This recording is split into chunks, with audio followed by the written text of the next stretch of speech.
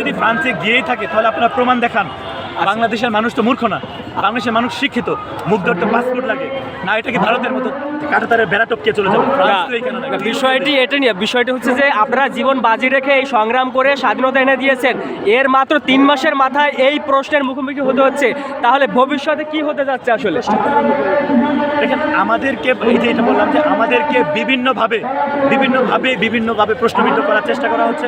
আপনারা দেখেছেন এই আনসার লীগ কোনো সময় হচ্ছে ব্যাটারি লীগ, কোনো সময় রিক্সা লীগ, কোনো সময় ইসকন লীগ হয়ে তারা ফিরে আসে এবং তারা হচ্ছে মানুষের অনুভূতি নিয়ে খেলা করে। আপনারা গত 2 দিন আগেই দেখেছেন যে সারা বাংলাদেশ থেকে বিভিন্ন জেলায় সাধারণ মানুষদেরকে মিথ্যা আশ্বাস দিয়ে এই লোন দেবে বলে তারা শাহবাগে এনে মানুষগুলোকে হয়রানি করেছে এবং সেই মানুষগুলো এতটাই সরল, তারা নিজেরাও জানে কেন এসেছে। তারা এসেছে ব্যবসা করতে এবং তাদেরকে ইমেজ নিয়ে তাদের যে অনুভূতি, সেই অনুভূতি নিয়ে খেলা করেছে এবং আমাদেরকে শুরু থেকেই আজকে পর্যন্ত প্রশ্নবিদ্ধ করে যাচ্ছে তারা।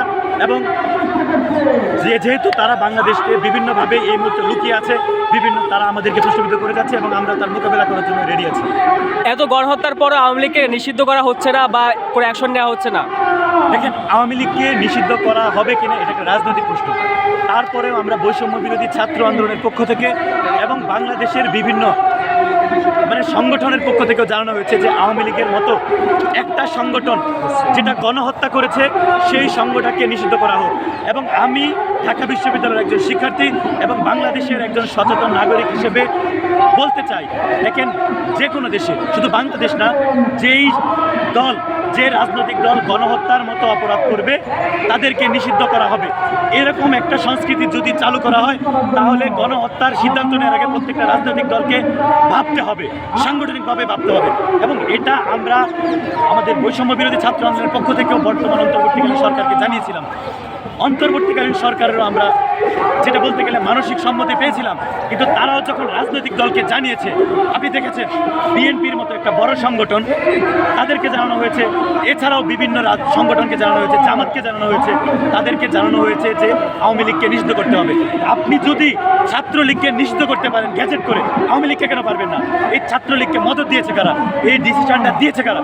আওয়ামী লীগ। তাদেরকেও তো নিষিদ্ধ করতে হবে, কিন্তু পারেনি কেন? আমাদের যে রাজনৈতিক অন্যান্য দল আছে তারাও হয়তো বা কনফ্লিক্ট অফ ইন্টারেস্টের কারণে তারা সহমত পোষণ করছে না, তারাও চাচ্ছে না আওয়ামী লীগ নিষিদ্ধ হোক।